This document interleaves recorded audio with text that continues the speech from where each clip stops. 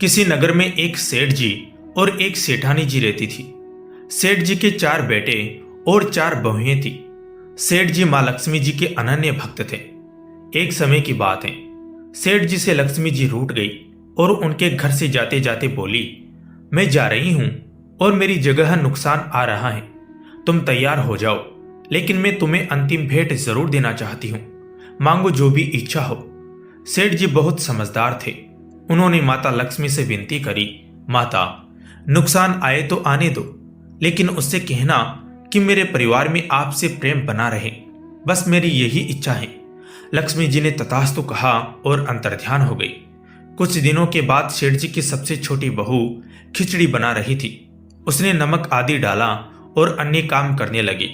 तब दूसरे लड़के की बहू आई और उसने भी बिना चखे खिचड़ी में नमक डाला और वहां से चली गई। इसी प्रकार तीसरी और चौथी बहुएं आई और नमक डालकर चली गई।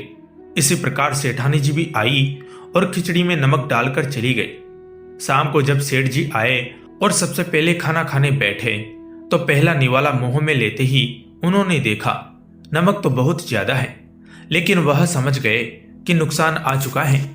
उन्होंने चुपचाप खिचड़ी खाई और अंदर चले गए। सेठ जी के बाद बड़ा बेटा खाना खाने बैठा।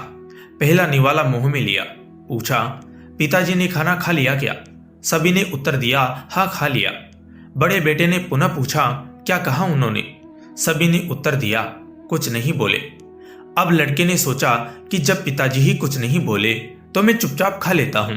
इस प्रकार घर के अन्य सदस्य एक एक कर आए और खाना खाने बैठे। पहले वाले के बारे में पूछते और चुपचाप खाना खाकर चले जाते। रात को जब सेठ जी सो रहे थे तो उनके सपने में नुकसान आया और हाथ जोड़कर सेठ जी से कहने लगा, मैं जा रहा हूं। सेठ जी ने पूछा, क्यों, क्या हुआ?